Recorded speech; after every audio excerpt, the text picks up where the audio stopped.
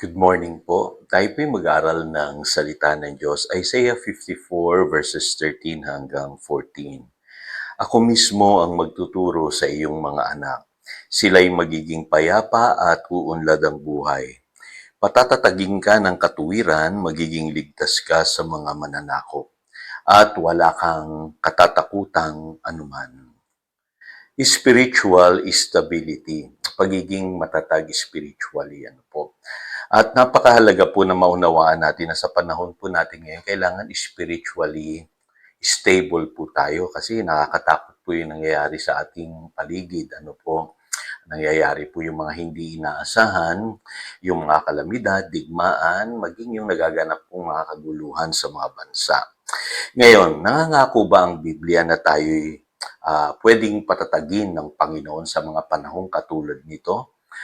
Meron po. At isa po sa paborito kong prophecy at the same time may promise sa Biblia ay ito pong Isaiah 54 verses 13 hanggang 14. Sa English Bible po ang sabi diyan, all your sons will be taught by the Lord and great will be your children's peace.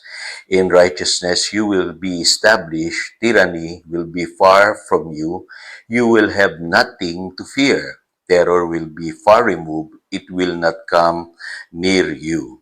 So, madaling sabihin na basta kasama mo si Lord, kay Lord ka lang aasa. Kaya lang sa Biblia po pala, may kaugnayan po, yung pagtuturo ng Panginoon sa ating buhay para maging matatag po tayo sa mga panahong katulad nito.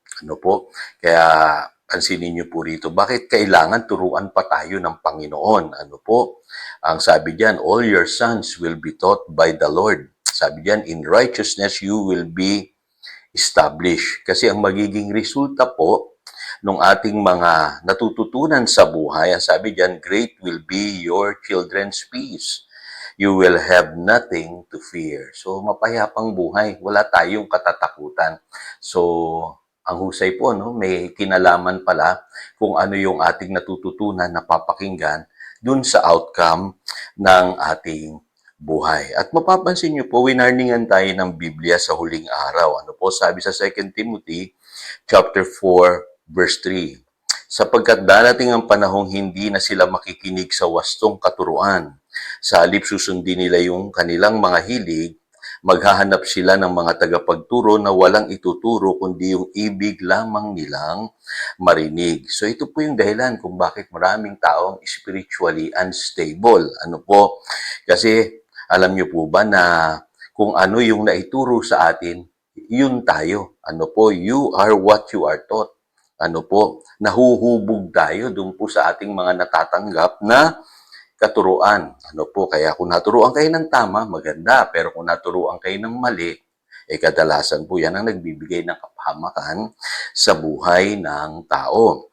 Now, sa Biblia, sinasabi rin ang pananampalataya dumarating saan? Sa pakikinig. Yun ang sabi ng Romans chapter 10 verse 17. Pero yung kawalan din ng pananampalataya, nagkagaling din yan sa pakikinig. At sa huling araw, marami pong mockers na sinasabi sa Psalm chapter 1 verse 1, 2 Peter chapter 3 verse 3, and Jude chapter 1 verse 18. Ano ba itong mga mockers na sinasabi sa Biblia? Yung mga pinagtatawanan nila, yung karunungan na mula sa Diyos. At ang sabi sa 1 Corinthians chapter 15 verse 33, pag napasama ka sa kanila, yan po ang sisira sa iyong buhay. At dagdag pa dyan, sa huling araw, marami pong mga deceivers. Sabi ng Biblia, yung mga false prophets, mga antichrist, sabi nga, na mababasa nyo sa Matthew 24 verse 11. So, kapansin-pansin, napakahalaga pala nung ating mga napapakinggan, naunawaan, para tayo po ay magkaroon ng isang buhay na matatag or spiritually stable po tayo. Kaya mag-iingat tayo dito sa mga paalala ng Biblia sa atin. Ngayon, maging ang Panginoong Hesus po, nagpaalala siya sa atin sa Mark chapter 4 verse 23 to 24. Sabi niya, makinig ang may pandinig. Sabi diyan, unawain yung mabuti ang inyong naririnig. Kaya ano ba yung napapakinggan natin today? Ano po? Marami pong mga maling information. Ano po? Kaya kailangan discerning po tayo. Ano po?